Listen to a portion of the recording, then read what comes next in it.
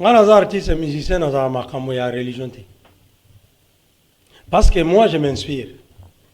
Nafandi bo inspiration elinga na nzembo yanga moko. Et où t'avais pas nzambe? Et où t'avais pas nzambe? Bon on vient nzambe mutasala biso. On va ensemble. Et où t'avais pas vient nzambe? Et l'inspiration vient de Dieu, la possibilité du Créateur. Donc, ngana wakotela ni chrétien ni musulman pour la nini. Yo le babo solo. Bo solo les anini.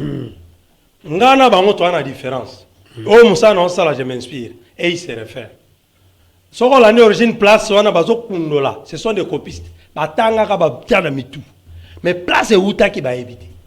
Soko tuni bango ba ko mémoire ezala a ko mémoire bon. Alors, la différence c'est quoi? Moi j'inspire et il se réfère. Or quelqu'un qui se réfère à ça ka borné na connaissance ya mutu mususu. Donc moi na landa bongo ezate. Eza solo be lokuta, moi na yebezate. Ponga na yebi pena bibliothèque. Alors et nazo comment? Na yebi pena bibliothèque, na yebi pe Coranté. Ti omoninga. Na yebi ni Matthieu ni Apocalypse. Na yebi te.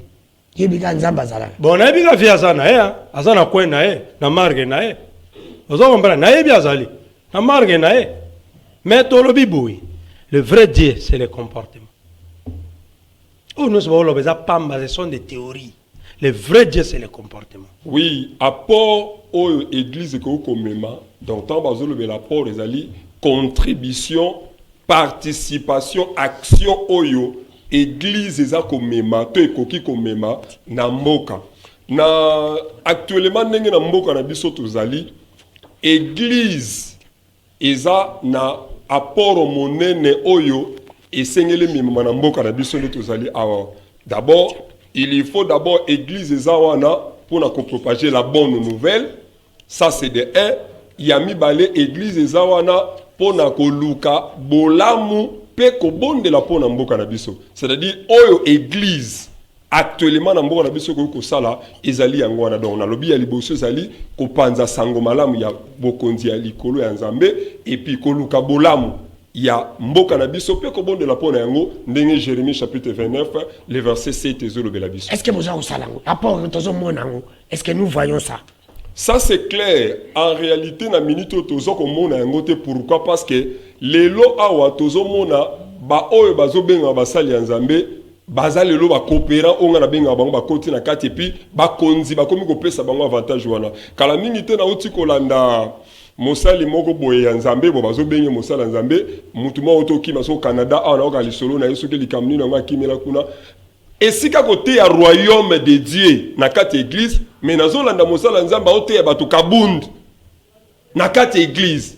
C'est tout à fait normal tout monde que apport ya église eza penate pourquoi parce que esika bato bateya bokonzi ya likolo na batu mais batu baye na kati ya ba église bakomi koteyaka batu na balolenge na bango okomona lelo to monde ndenge nini politique côté na kati ya église ndenge batu bazui ba parti politique na bango ba biloko na bango ba tendance na bango ba memeli biso ngo na kati ya église. C'est pour cela évangile les autres ma normal était et bolamo esengeli peto luka toto bondela to yoko kuta na lelo na bato oyo bazali ba o basi ba koti déjà na kaya ya occultisme.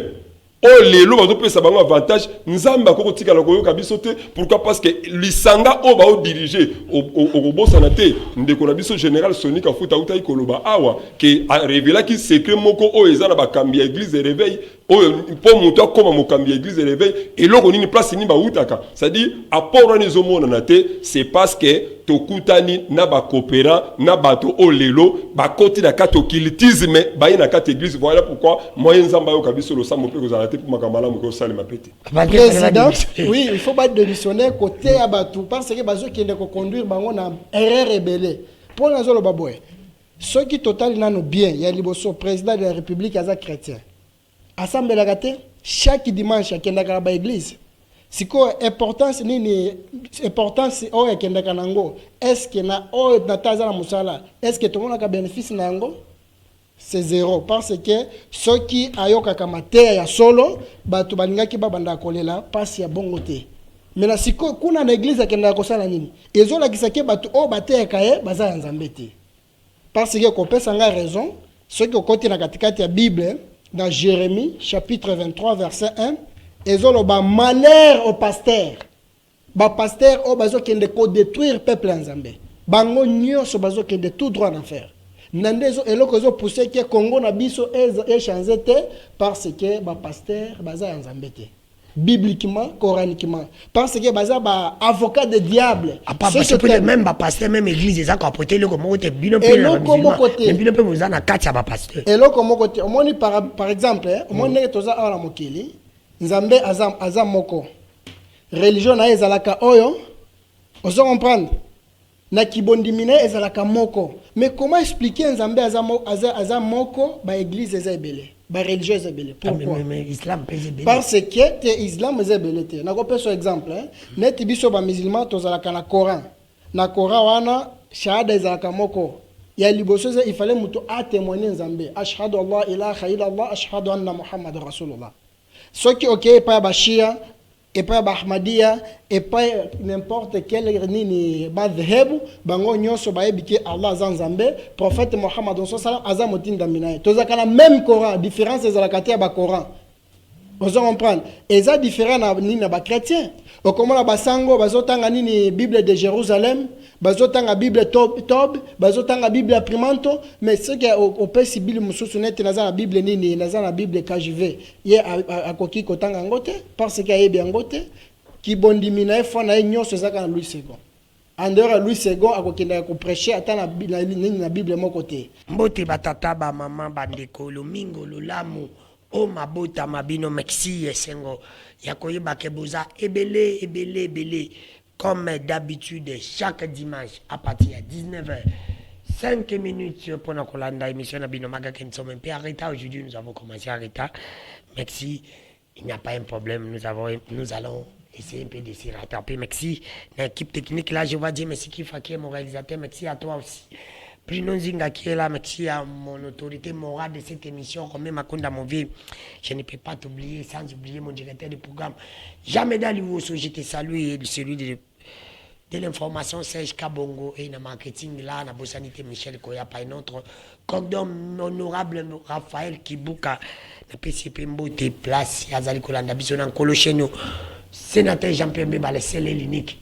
Oyatika ba journaliste ba sala musala na bosolo pe bosimbo merci na bande réunion so bozali na ba salon na bino merci à toi mon vieux Océan Diallo sans oublier mon vieux Banga business libobe à vous aussi trois fois boss trois fois patron c'est Simon Ikamba nazali ko pesa mbote place ozali ko landa biso uti ko fêter anniversaire na yo Zambe ya Pambola Simon Ikamba vous aussi mon oncle privé personnel et Menoa Pierre nazali ko pesa yo Pambote ebele à madame Jolie Beauté Joie moi si à sénateur Ngeringo na bosani opeto ozali kolanda biso bozali ko partager pour batwa landa émission yo na bosolo pe bosimbo à vous aussi mon vieux Trésor Manzo na kitambo boss silencieux pesio pe mbote merci à mon vieux Honoré Lulendo na suede kala mingi teto comme na mon vieux merci na nyoso ko sala pona petit na merci na bande ko nyoso bozali ko zingandi ko danu ke fula na ba ope boko linganga ite boko mesana na bosolo pe bosimbo to ko beta masolo na bi sujet na biso ya poko ya lelo to ko luba nini to ko luba d'abord apport ya église ou ya ba pasteur na mboka na biso ezali nini apport ya église ou ya ba pasteur na mboka na biso ezali nini pe to ko kota encore na sujet oyo to tikela ki yango limingo ilika dimanche ilika ki to lubila ki basambela ka ndenge nini po lelo na bakisi place nini fo mutasambela est-ce qu'il faut ça kana église même na ndak ou bien na wenze parce que tout ça au Sambila partout et le rabaxi yango wana to ko beta masolo bugo yeba ni misale le faut pas nous appeler nous sommes bel et bien en direct à Kinshasa qui est la capitale de la République démocratique du Congo nazana BG Bambo Sanga Ilombi nazana Raphaël Munzunji nazana Imam oyazali pe na plateau na biso nous attendons notre invité qui va arriver BG Bambo Sanga Ilombi mbote monsieur Dano ke fula journaliste monene tikana pesa mbote na bandeko nyonso ya émission Kelelo oyo balandaka pe radio Kelelo na ibisi bino lisusu boyeba ke émission Kelelo ese zongi na radio 7 bobo mesano chaque lundi na 16h mercredi na 6h samedi na 10h et puis dimanche na 16h kuna boyebi tumusalaka moko ezaka pona ko dénoncer ba makambo nyonso wa mabe o église salaka soko ngoko taper na Olanda biso susu malamu radio na biso za en ligne et ozala malamu mingo betika ka okoti na Play Store kaka radio Kelelo okolanda ba émission na biso mbote na pasteur Blaise Bosisa pe na bande konyo so bazolanda biso na minute. Merci Benjamin, même question na bandiki pa na yo na tuni na lobi, est-ce que na bosolo pe bosimbo ozali koyeba rapport ya église ou bien ba pasteur lelo nini na mboka na biso Congo ezali nini rapport ya église ou bien bino ba pasteur? Merci papa nanga Danou tant bazolo c'est ezali ko aider mboka na ko kende liboso. Oui, apport aux églises que vous commémorez, donc tant bazolo be l'apport ezali contribution, participation, action oyo église eza komema to ekoki komema na mboka. Na actuellement ndenge na mboka na biso tozali église eza na apport monene oyo esengeli mema na mboka na biso nde tozali awa. D'abord, il faut d'abord église eza wana pour na propager la bonne nouvelle. Ça c'est de un. Yami balé église eza wana pour na koluka bolamu pe ko bonde la pona mboka na biso. C'est-à-dire oyo église actuellement na mboka na biso ko sala ezali yango wana donc na lobi ya liboso ezali ko panza sango malamu ya bokonzi ya likolo ya Nzambe et puis koluka bolamu ya mboka na biso pe ko bonde la pona yango ndenge Jérémie chapitre 29 le verset 7 ezolobe la biso. Est-ce que vous avez ça lango rapport tozo monango? Est-ce que nous voyons ça? Ça c'est clair. En réalité na minute tozo ko mona yango te pourquoi parce que lelo awa tozo mona ba oyo bazo benga basali ya Nzambe baza lelo ba coopérant onga na benga bango ba koti na kati puis ba konzi ba komi ko pesa bango avantage wana kala mingi te na uti kolanda mosali moko boye ya Nzambe bo bazo benga mosala Nzambe mutu mo otoki maso Canada ana oka lisolo na yeso ke likamni na nga kimela kuna esika kote ya royaume de Dieu na kati église mais nazolanda mosala Nzambe ote ya bato kabund na kati église.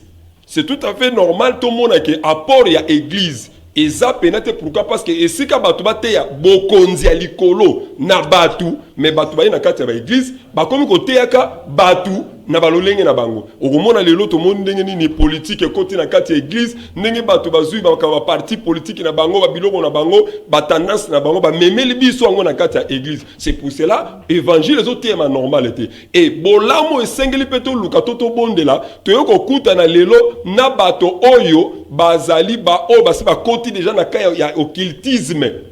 Oh lelo bazo pesa bango avantage Nzambe akoko tika la koyoka biso te pourquoi parce que lisanga o ba o diriger au bossa na te ndeko na biso général Sonika Futa uta ikoloba awa que a révéla ki secret moko o ezana ba kambi ya église de réveil o po muto akoma mo kambi ya église de réveil et loko nini place ni ba utaka c'est-à-dire apport ni zomona na te c'est parce que tokutani na ba coopérant na bato o lelo ba koti na kati occultisme ba na kati église. Voilà pourquoi moyen Nzamba yo kabiso lo samo pe ko zala te pour makamala mo ko sala ma pete. Merci ndeko Benjamin Mabusangelo mbe imam na bosolo pe bosimbo ninga ndeko danu kifula na lobaka. Est-ce que lelo tokoyi komona apport ya église ou bien apport ya ba pasteur ou bien apport na bino pe ba musulman lelo yo na mboka na biso Congo na ko redresser ke mboka na biso Congo kende liboso? Est-ce que bozo sala ale mboka? نعم الحمد لله رب العالمين والصلاة والسلام على أشرف المرسلين سيدنا محمد صلى الله عليه وسلم. Nasimangai kokumisa Allah le Seigneur de tout l'univers na kosenga kimia ezale pa ya Nabi Muhammad sallallahu alaihi wasallam. Mena eloko o epesa nga pasi na mutema ezaka ke komona ka ba pasteur bazokenda kokosa ka bato kolobake ba kokota paradis ba pasteur bazokenda kokosa bato ke bango bazana nzela Nzambe. Parce que ce qui est tali bien nano bato oyo neti ba chrétien bato mosusu bazokende koleka ba média kolobake il fallait président démissionner boyena boye bato o balingaki ba démissionner liboso baza ba pasteur parce que président oui il faut pas démissionner côté à bato parce que bazokende ko conduire bango na erreur rebelle pour la zolo baboye ce qui total nano bien ya liboso président de la république aza chrétien assemblée la gâté chaque dimanche akendaka ba église. Si quoi importance nini importance o ekendaka nango est-ce que na o nataza na musala est-ce que tout le monde a bénéfice nango? C'est zéro parce que ceux qui ayoka kamate ya solo batu balingaki babanda kolela passe ya bongo te. Mais na siko kuna na église akendaka kosala nini ezola kisake batu o bateka ye baza Nzambe te. Parce que kopesa nga raison ceux qui côté na katikati ya Bible dans Jérémie chapitre 23 verset 1 ezoloba malheur au pasteur. Ba pasteur o bazo kende ko détruire peuple nzambe. Bango nyonso bazo kende tout droit en enfer. Nandezo eloko zo pousser que Congo na biso e changer te parce que ba pasteur baza nzambe te. Bibliquement, coraniquement. Parce que baza ba avocat de diable. C'est que même ba pasteur même église ça ko porter le comme côté bino pe na côté. Bino pe vous na kati ba pasteur. Et là comme côté, omoni par exemple, omoni toza ala mokili, nzambe azam moko. Religion na ezalaka oyo, ozo comprendre. Na kibondimine ezalaka moko. Mais comment expliquer nzambe azam moko ba église ezebele, ba religion ezebele? Pourquoi? Mais islam ezebele. Parce que te islam ezebele te. Na ko peso exemple, net biso ba musulman tozalaka na Coran. Na Coran wana shahada ezalaka moko. Ya liboso il fallait muto a témoigner nzambe. Ashhadu Allah ilaha illallah, ashhadu anna Muhammadar Rasulullah.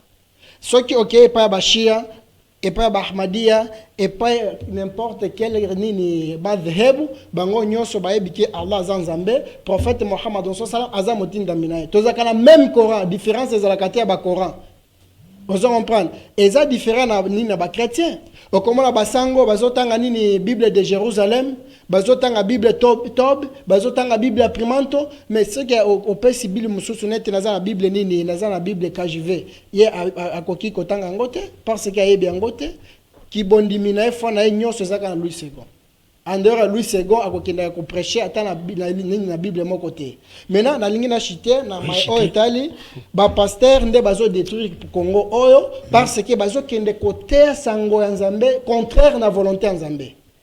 Vous comprenez? Nzambe azo réclamer malheur au pasteur o bazo kende ko détruire bikila Nzambe. C'est vrai ça. Oui, Jérémie chapitre 23 verset 1.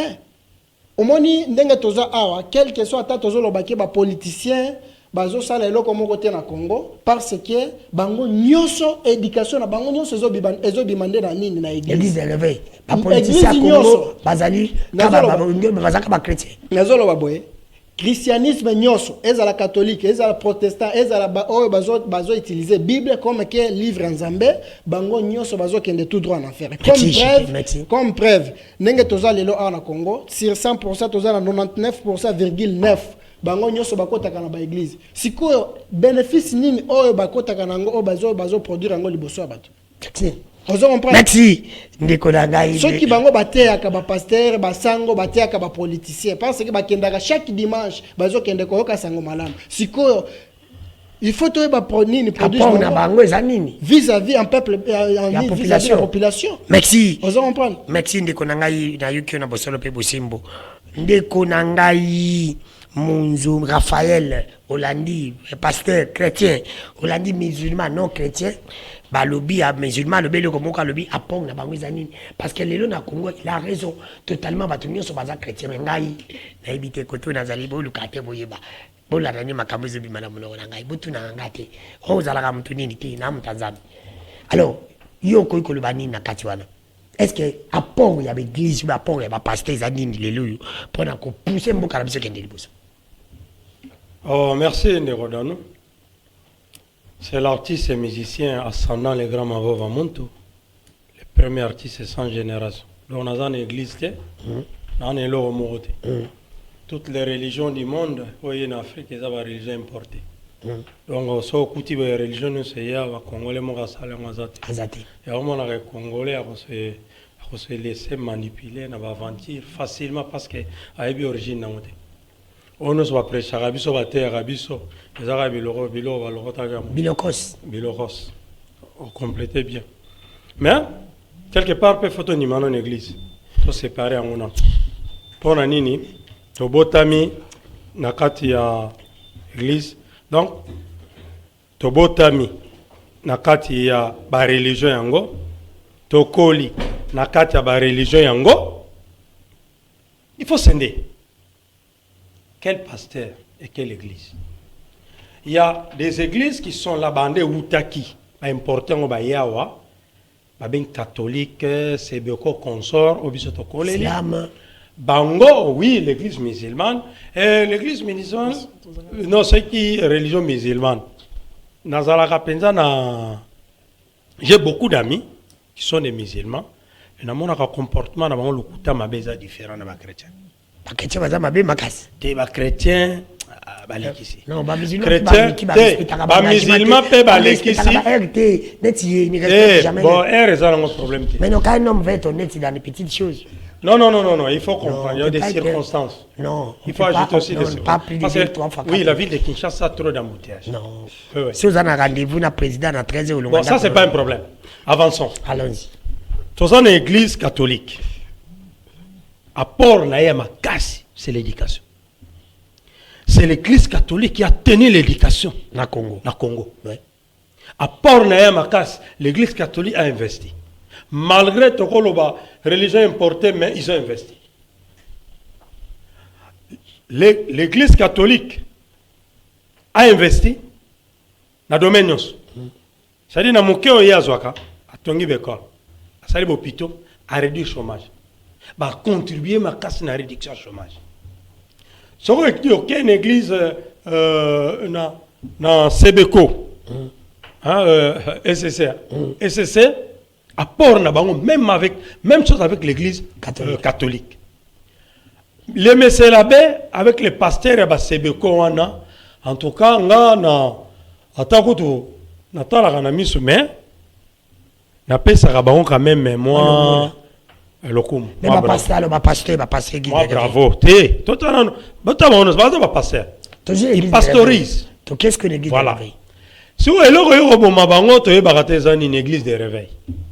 So on dit le réveil car batango ba uti pekaka na kata catholique na missioni biso benga missioni ba uti kaka wana ba wela nini pour ba créer ba ligablo na bango te bakate.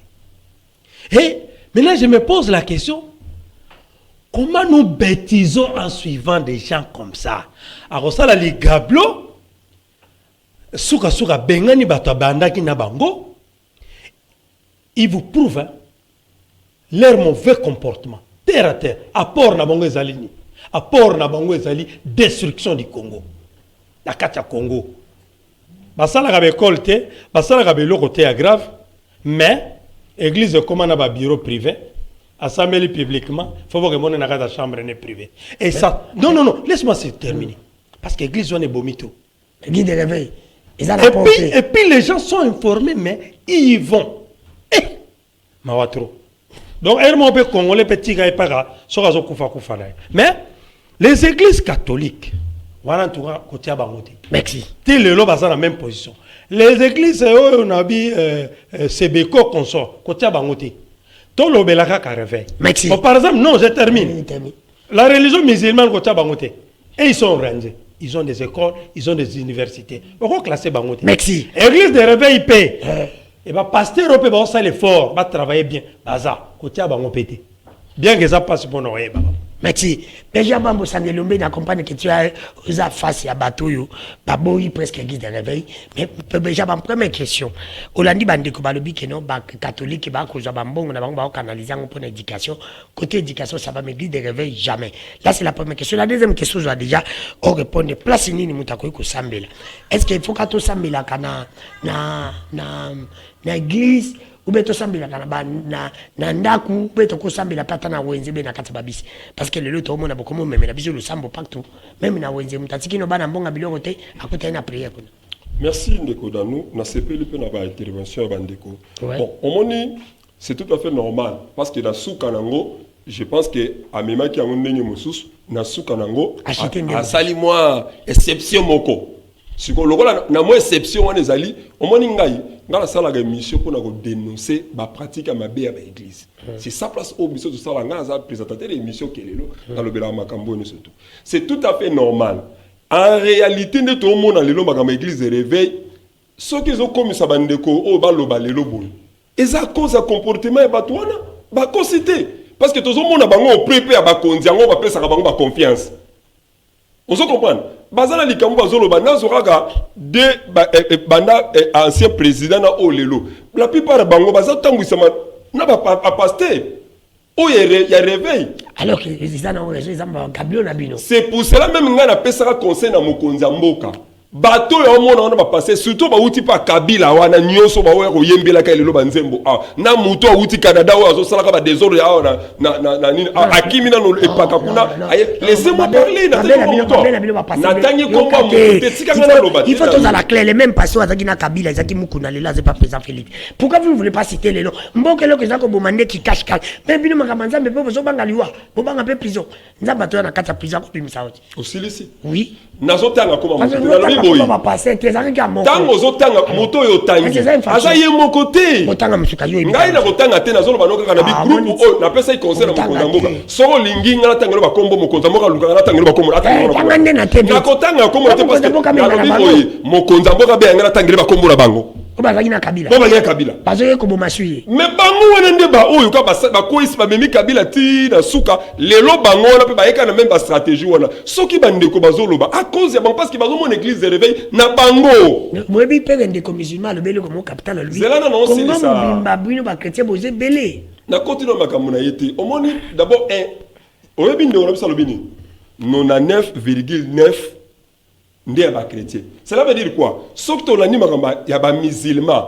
Tu rencontres na molimo wa sharia na mboko yo. To nazo so biko ko tiba musulman na makambo ya église te. Ya solo Oh eza secte yo ko mona musulman islam eza na rapport ni. D'abord prophète nanu na bango.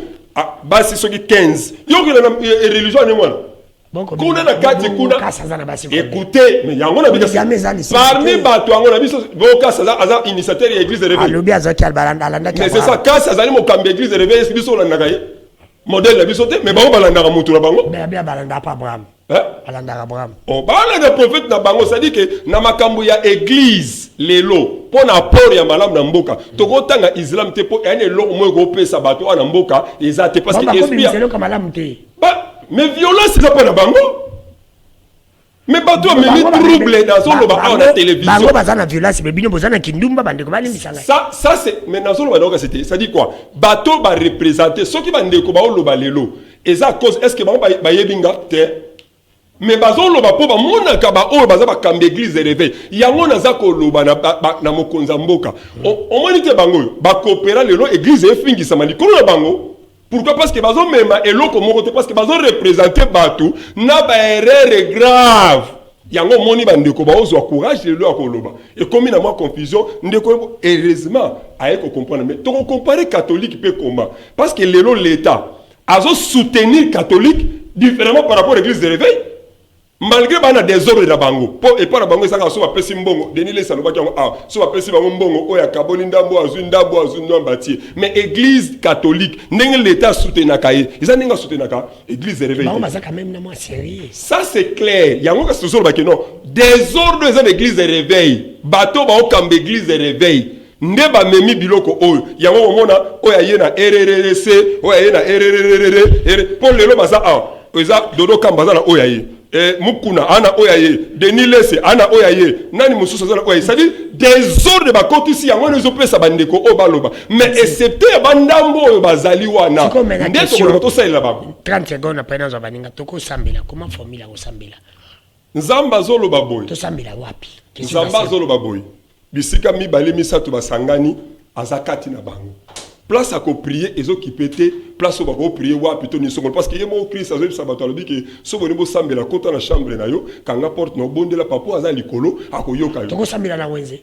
na lobi na yo ko sambela muto ko sambela bisika nyonso même na bise na lobi na yo lo sambo muto ko sala ngo bisika nyonso nzamba koyoka parce que d'abord nzamba to sambela aza o amona na gati azo mona biso atana za na se amolili ndenge nzamba mona biso donc pour la place à prier ezo qui peut te muto ko prier mais likambo ezali tango zo prier ndenge nini ozo prier pe ozo prier na komboni merci c'est le nom de Jésus-Christ ga ndem te ko sauver merci Breza Bambo Sanga Elombe Imam Molandi ndenge Breza Bambo Sanga alo Elombe alobi on ne peut pas parler de l'église catholique qui te réveille mais pas bino parce que bino boza ko représenter le côté le na bino wana bon totalement à cause à peine raison hein pour représenter le côté bon mais biso kaka bande ko bali misanga na teme kindumba maintenant eloko o ezo sekisanga makasi eza pa ndeko nanga wana omoni kozanga argument etindaka mutu aloba bilobela pourquoi koza po moko atouché awa na koki kotika ngote Apoko tapé na question ya kosambela. OK, na lingi cité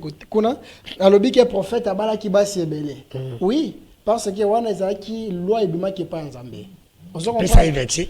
Eza ebele na lingi pesa na Bible nanu. Soki atangi na Genèse chapitre 25 verset 1.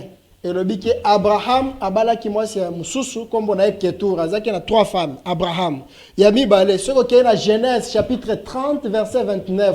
Soki yazolo baké prophète na biso abala ki basi ebele. Oyo nzambe na Jésus. Abiminde na ni na descendance ya polygamie. Soki otali Jacob azaki abasi combien? 4 femmes. Nde abotaki. Oyo tozolo baké 12 tribus à Israël. Ebiminde na 4 femmes. Mais comment expliquer oh bosita kangote bozo kendeka komone na ka prophète na biso Muhammad sallam parce que azani arabe aza mundele te neti Jésus aza mundele nde bokomisie neti nzambe na bino bozo protéger ye en même temps que na bimaki nini na descendance ya polygamie pona ni bolobela ka Jacob te pona ni bolobela kindumba Jacob te ndenga zaki na 4 femmes pona ni bolobela kindumba Abraham te azaki na 3 femmes pona ni bolobela kindumba Salomon te azaki na plus de 700 concubines nyonso ezomi na katikati ya Bible eza la korate wana nyonso eza nde kozanga koyeba eza liwa ndambo nenge Bible lobi mon peuple périt par manque de connaissances. Tous un problème ya kobala te parce que on eza loi on zambe qui tisa kengo pas prophète et pas mutokolinga abala 4 femmes c'est tout nenge koré lobi. Maintenant na ngina na kenda po mususu oya mibale auti koloba awa koloba keo toko konte ba musulman te. Omoni ceux qui otali na politique ya Congo na biso oyo. Batu bazolela ka chaque jour o bazaki cause ya koboma pays na biso o eza catholique. Parce que bango bazande utiliser na mindele. Nako peso exemple ce que tali na histoire na ta ya Mobutu. Bato o babadai ko bundisa Mobutu bazaka bato catholique.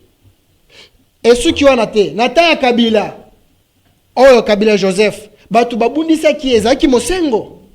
Ti lelo bazo bundisa pe Félix Tshisekedi Tshilombo. Na ta oya gratuité banani o ba s'imposer na nini na gratuité. Ezaki catholique te. Na catholique nde abimisi misisa nde protestant bango nyonso bazo kende tout droit en enfer parce que bazo salela nzambe te bazo salela ba occidentaux na katikata ya catholique kozala nini intérêt ya nini ba congolais te parce que ba défendra ba ni peuple congolais te ceux qui ba défendra peuple congolais balingaki ba défendre na nini na loi ya gratuité à président de la république.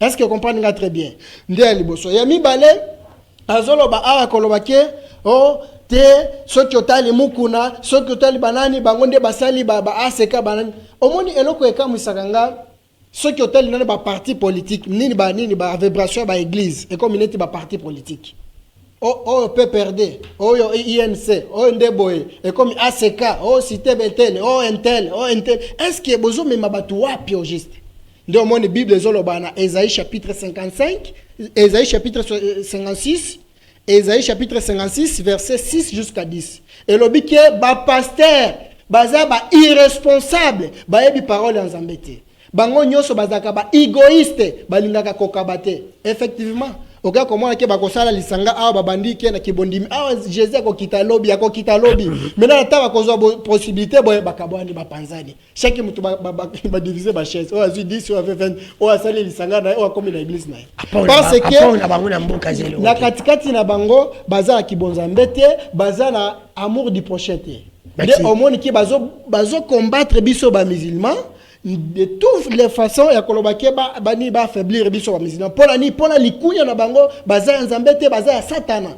Vous comprenez? Alors comment tu peux sambela place ceux qui to lingi to sambela place ya ko sambela na il faut to ba lo sambo ezanini pour passer à lobby oko sambela partout. Oui, il faut to ba lo sambo ezanini parce que nzambe a lobby na katikati ya kora lobby ke wa makhala katoljil wal ins illa liyabudu. Nzambe akelaki ba génie na biso bato objectif eza lo sambo kaka.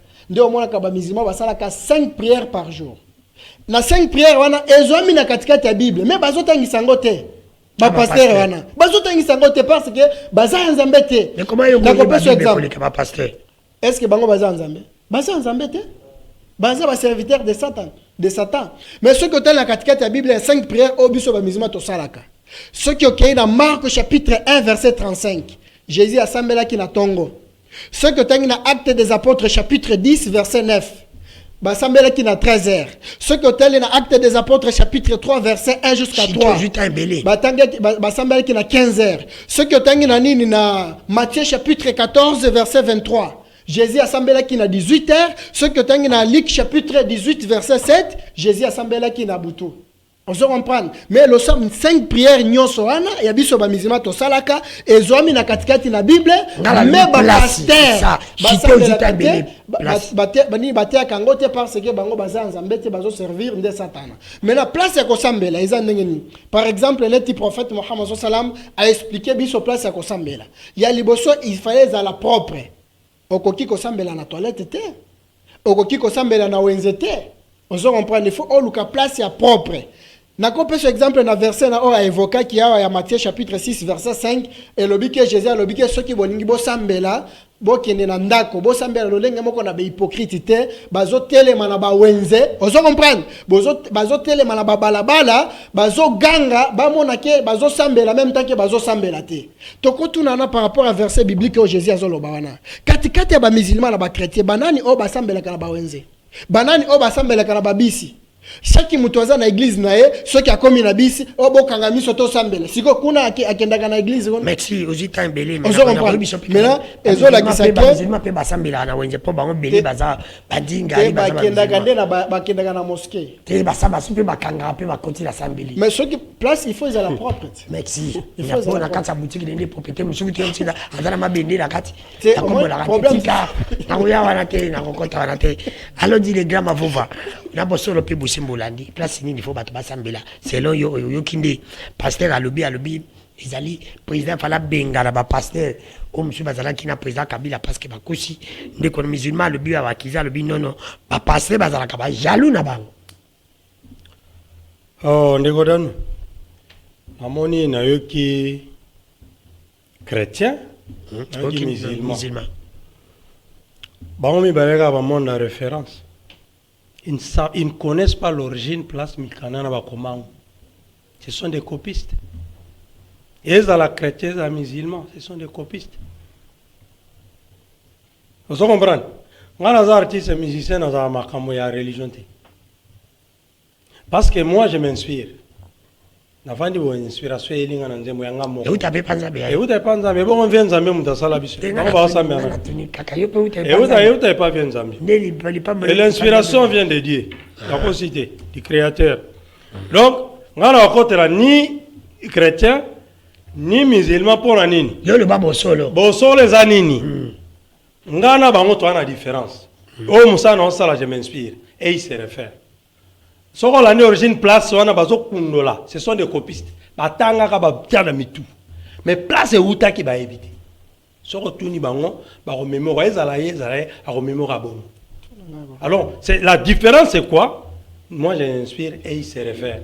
Or, quelqu'un qui se réfère à ça qu'a borné dans connaissance, il y a donc, moi je landa bongo ezate. Eza solo be lokuta, moi na ebezate. Ponga na yebi pena biblité. Et nazo comment? Na yebi pena biblité, na yebi pe Coranté. Ti o moninga. Na yebi ni Matthieu ni Apocalypse. Na yebi ti. Yebi ka nzamba zala. Bon na yebi ka via sana azana kwena na marge na ozo comprendre na yebi azali. Na marge na mais tolobi boui. Le vrai Dieu c'est le comportement. Oh, nous ce sont des théories. Le vrai Dieu, c'est le comportement. Ça, je vous donne. D'abord au Pembe. Et c'est que nous avons Sambela. Balobi que Nzambe a na kati ya mutu nyonso. Nzambe pas à partout. Dieu voit tout. Dieu est partout. Donc, nzoto ya mutu balobi ezali tempelo. Non, ezali tempelo ya Nzambe. Si vous avez place à ressemble la sauce. Bon, si vous avez une place à propre côté même la chambre au Sambele, l'église tire en amoni. Vous ne voyez pas qu'il y a des fois aussi, c'est pas utile à mener les gens pour bêter mon bateau au Sambele. C'est pas utile. Non, ils nous appellent pourquoi? Ils nous appellent pour nous escroquer l'argent. Parce qu'ils savent très bien que chacun doit prier chez lui. Mais si je prie chez moi, ma prière ne peut pas être exaucée. Hein? Quand je prie seul, question à tout n'abam. Quand on prie seul pour chercher quoi? Merci. Et maintenant, et non, lobby dante. Quand on prie seul pour chercher quoi? Et maintenant, pourquoi nous allons à l'église? Dis-moi un peu. Nous allons à l'église faire quoi? Nous allons à l'église pour leur déposer là l'argent. L'église c'est l'argent. Non. Eza question na iboka li bango mibale. Parce que ba lobby ba to reconnaître que mutako kotana na place propre à ça, assemblée. Et pourquoi nous allons à l'église? Confusion. Mais je vous dis, la vraie église, c'est le comportement. Merci. C'est fini. Merci les grands Raphaël Munzonzina. Merci de Bande Konyoso. Vous allez kolanda biso de partout là. Je salue le pasteur Serge Taboko. Vous allez préparer journée mounene. Oh, ils allaient une journée unique le 4 septembre. Oh, ils allaient une église. Comme on affiche le 4 septembre, la dîme de l'éternel. Et que vous allez organiser des 8 les 4 oyo. Nangongaya. 8h à 12h. Na katia église. Na ila pasteur Serge Kaboko, ce qui Kaboko, où il y a Zalouana, Kaboko, pasteur Serge, église n'a pas organisé, journée monko kaka unique. Ils ont la journée monko le 4 septembre, le 4 septembre, on a 8h, 12h, Bandeko Balinga, pasteur Serge Bokende, ma fille Changwana, to pesi yombote, nzambe pe a inspiré, par le but, sambe la ka partout. Merci. Béchabambo Sanga et Lombe. Voilà. Vous avez une question, et cette question n'était pas posée par moi. Par un Congolais, Raphaël, à l'obi bien. Ceux qui me le disent, ressemblent la place où partout ils allaient malades, des musulmans, le bio pour le bien. Pourquoi tu es dans l'église? Bon, et il y a les beaux photos, d'abord que non, ndeko d'abord a mis l'ongwe na kati ya makambo. Les autresalisaki, azana ni musulman ni chrétien. Moi je les considère, écoutez, bon, moutaro le bapé na solo, mais ala moli ma piton. Alors on est payé à solo. Ah net il ba cause appelle. T'es dans le billet, t'es dans le billet. Ils ont posé une question même sur moutaro qui n'est pas le solo, mais un esprit à piton. Parce que moi c'est l'esprit de piton, le vérité, mais aïna moli mo mabe. Cela veut dire que makambo même na goloba. Communion fraternelle tozo zwango dans l'ensemble. Tant ba olobe la prière moutoa bonde là. Yé moko et l'unique lorsque ceux qui a n'ingis quoi mité en mité à payer moko té tozo a communion fraternelle. Ils ont sangana biso tango to okutana. Parce que côté ya na ko sambelo c'est important. Nyonso parce que au répondre la commence sans la parole. Cela veut dire quoi? Nyonso c'est important. Et yo moko ko zape bible noto tangi poser explication pour au mité yo moko té. Ça ozolo bela ngamoko. Tant na bonne randa na ngamo na bonne randa. Mais tozo mais c'est tout à fait na muto biso ah muto ko prier de bisika nyonso. Mais communion fraternelle tozo zwango na lisanga po na sangana na bato ah na yeba frère na ngana yeba ndeko na ngana ni yango to kutana. Ezani to sala émission lelo. Pour nous faire l'émission dans le et on sait le le peut comme na 21e siècle on va s'appeler téléphone et à partir d'un dans salami to kutani awa pour communion peut salema to mona na to yebana c'est tout à fait normal ça dit ceux qui même à tel lelo a bien zamdulise bon ba musicien na beta ndeni a yemba nzembo yemo ka beta musique bazo sangana pour la communion ndako benga oyo guitariste aye dumena aye baye ko sambela ndeto ko sambela ensemble ko pe s'appeler quand même moi communion pe mutu na ko sambela muninge ko pujibe pe lipamboli pa muninga mususu mais bible zolo baba to faut pas ça na accord pour to sambela ça dit que est complète ngai na ko zale mususu na le sambela ngai ko compléter pas na yo mais tout à fait normal c'est na quel sens nga na sambela na mutima oh mais na bina autant to sambela lo sambo na yo ko bikisanga yanga pe ko bikisa yo parce que ça makambo to yebisa nzambe akoyo kanga to yokiyo dule mso yokiyo to yokiga so kinzambe soki yo sambe na ndako pona ngape na sambe na ndako pona yo nzamba ko yoka te ko de tout anate nazolo bana yo boye la prière ya mutu ko sambe na ndako e mabete soto zu histoire na kata bible to moni yeso okena ba yekola matina bango na ngomba akomi atiki bango yake ko sambe la paye moko mais non mais pourquoi bino bo poussa pe bisete tout sambe la biso mo linga ka ne te soko zo ba ki ba poussa bino mo sambe la bino mo te wana ibi place yo sambe la kate na bongo lo bisiko sambe la soki siko sambe la ba yebi saka yo te pas de vous les hommes de Dieu na lobi soki yo ba yebi saka te siko sambe la ka du biso to enseigner bato que non to la ka bato comment to go prier eza loko le loko monde ko nga musulman utu ko évoquer ah bande ko na bango ba sambela kana ba boutique na bani so balakisa bango miango tango era bango koki ata client telemi na mesa atiki ye ya ke sukola makolo na maboko ke sambela pour balakisa bango ngona nous les chrétiens to lakisa bandimi ndenge ko sambela na moment nyonso na bisika no so événement no so ko komela balakisa yango ba que benjamin vous avez une église de réveil bon on dirait bokanga biso na kise bon moi je pense que tant on zolo la église de réveil loko l'exception moka batu ezali po bozomona groupe ya bakopera moko boye basi basalir kombo église Dieu le babon pour église ça non munene to yebani te so yebani okoma wana eza na problème te c'est tout à fait normal est-ce que likambo ezali ya koyebana ya kosala église ya monene to ya komema batu nde na nzela ya malamu siko bino batanga malamu pona nini te batu baolanda bino c'est comme si bino komona c'est mutala nzambi fa za pauvre fa za l'église ya muke il faut za yebani te batanzambi o bayebani ba satan eza likambo ya batu non koyebana to kozala batu ebele eza likambo ya satana te non tozolobela par rapport ya ndeko na utu ba a likambo comportement cela veut dire que oh lelo so ba ofinga église de réveil lelo parce que bazomona un groupe ya batu moko boye makambo bazosala eza malamu te ndi yango bazo généraliser batu ne tolobaka adage moko na biso bakinoa ke yaka moko afinisa bayaka nyonso tu mais tant bazoloba ngo neti nga na se retrouver nga na kati te na omona ngolo kote mais sikoyo azoluka ndenge nini eloko yango sikoyo nini eko changer pour que makambo ezolobama ezala te na ina succès eloko mo bayaka moko te bino ndi ba c'est là tana kanga ndeko ya musulman omoni ba ndeko ya musulman zala kanga ndeko ya musulman na ozongela bakosaka bato na baverset biblique boza awa botangela ngai Esaïe 56 verset 6 oyo apesi par rapport à makambo alobi lokuta alobeli ka baserviteur ya lokuta totanga Esaïe 56 apesi verset 6 alobeli ali ka baserviteur ya lokuta 30 secondes ah merci donc so muta oyo kaya zo kanzelu tondire aolo makambo nzambe nazana Esaïe 56 verset 6 et les étrangers qui s'attacheront à l'Éternel pour le servir, pour aimer le nom de l'Éternel, pour être ses serviteurs, pour tous ceux qui garderont le sabbat, pour ne point le profaner et qui persévérer dans mon alliance. Mais azolobela likambo basali na nzambe donc pour se dire que lokola bazwaka ndenge ndeko ngalo ba verset biblique na mutu lokola batu balandelaka te akosa batu mais na likambo ya yebi na yete na kata bi o abasi un peu otangelo mukolo moko raté au moins ba s'inspirer ka beaucoup plus la Bible po yango nde est important. Merci. Numéro de téléphone ngeza 081 32 22 973 081 32 22 973 Berger Abraham Bosanga Elombe. Merci. Ozokosa moni bakangi le kuta. Abandela verisa ngo. Problème zaki. Nga la pesi Esaïe chapitre 56 verset 10. Ya Olobi 6. Kedo tanga 10, tanga 10. Na minute na nga pesi atanga 10. Na lobi Olobi 6 na émission. Kende ko record ngo na 0 heure omona. Na lobi boye.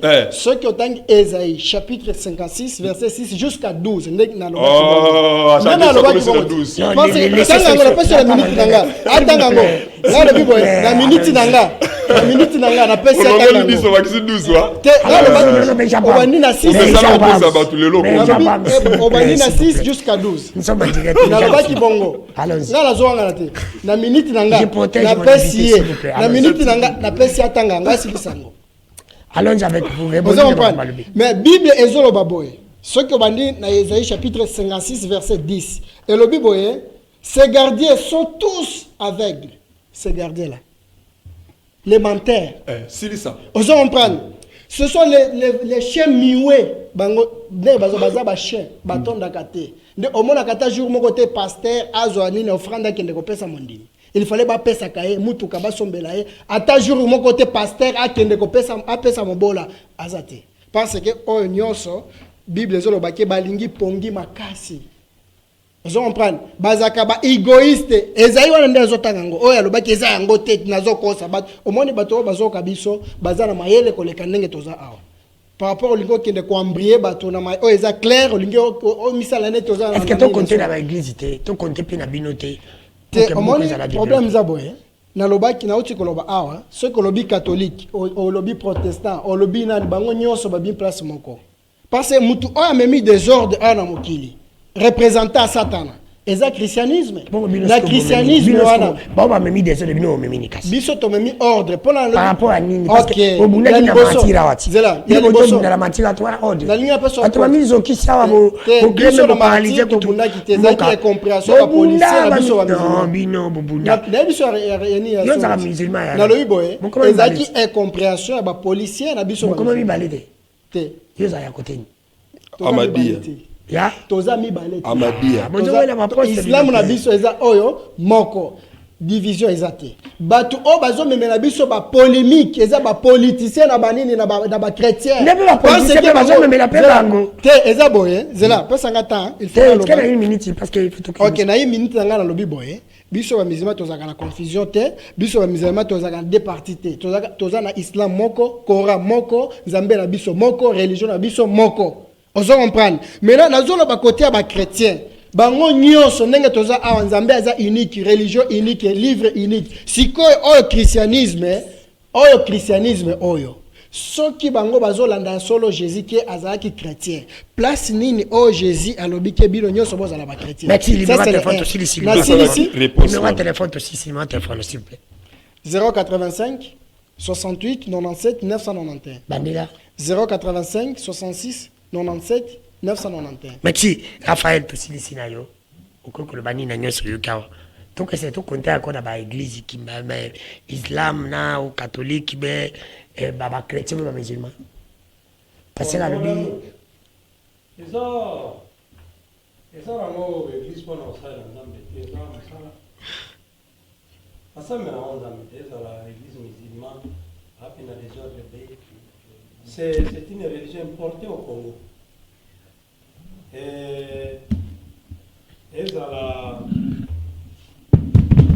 ezala nani ba chrétien OK ba eza pe musala donc lelo na minute nga nazoloba bato ebele tala joana salaki émission na prophète morazaki awa chite wana mutabenga lobi nanga ke non yembelaka nzambe oh ponani naza obligé te naza esclave na ete non mwana mutu te bakozwanga lokola koni vous comprenez ce sont des religions étrangères ce sont eza biloko importé bato babénéficiaka nango bien hein baza na étranger mais eloko na kosenga na bango eza l'église musulmane eza la église chrétienne eza déjà sika tosi tomesani esi tongama ba musulman ba malamu baza mabe pe baza ba chrétien malamu baza mabe pe baza eloko no tukosenga na bango ba mema un bon comportement un bon dazolo bano ke tango za na comportement malamu mutu pa sala mabe za passe alors elingolo bani elingolo bake bato bazo kamba ba mangomba ba fidèle bazala ba modèle ils ne sont pas modèles ba yo kana nous soni ils ont beaucoup dérapé et c'est pas cause on a raité merci bon numéro de téléphone non oh numéro de téléphone te na web sanon ba fan nanga ke kala ming te album Fobidu Kumoga Isoya bozala branché na YouTube Raphaël Munzonzimbu bokoti YouTube bokozango Raphaël Munzonzimbu nazo la bino nze moto ninganaka makamono so ba loba beaucoup temps na nze moto ningana merci numéro de téléphone est ça plus 243 85 180 74 17 plus 243 85 180 74 17 na YouTube na Facebook obetekaka à son nom officiel. Merci na batu nyonso na pesi mote na bato balandinga o ba sepela nanga o ba sepela nanga te na beti monge baka. Merci, merci le grand Mabomba, merci la déjà Babou Sangelombe, merci Naïma, merci Nabandeko Nyonso, merci l'équipe technique Sunga Kibiso Bruno Nzinga, je te vois, je te salue. Nabosanité, Dieu merci qui fait mon réalisateur, merci aussi Nabandeko Bazala qui est la chef Nangai, merci à Jamedali au mon directeur de programme, Romain Makonda, Nabosanioté, mon autorité morale, Serge Kabongo, l'information Michel Koya, Panama Marketing, Raphaël qui boucle à notre cordon. Colossiens sénateur Jean-Pierre Mbemba. Merci na bande konyoso, merci à mon vieux Banga Business il bube na pesi mbote sans oublier Trésor Manzo. Boss silencieux, merci à Simoni Kamba. 3 fois boss, 3 fois patron na pesi mbote Simoni Kamba. Merci à Honoré Lolendo na Suède, merci à mon oncle privé personnel et menoa pia ndenge bo sala kende ko danwa kendaka. Toujours liboso merci à mon vieux Chela Océa Diallo sans oublier madame Jolie Botuja. Merci na bino nyoso boko linganga na ba ope boko linganga te merci boko mesana. Mais lelo na kosili émission na lycée oyo nalingi koloba boyelelo ata nyama ezali kitoko ndeni musuna nyama ezali elengi soki ekwe na mabele okosokola mais soki osokoli otie na munoko mama mabele kotikala ramuke mama mabele kakoka mama mabele ezali elingi koloba nini atioki osali mutu mabe ata osengi pardon akobosana mabe wana te yango na osengaka na bino bandeko tosalaka bato mabe te po ata limbisi yo mabosani te bye à la prochaine à 4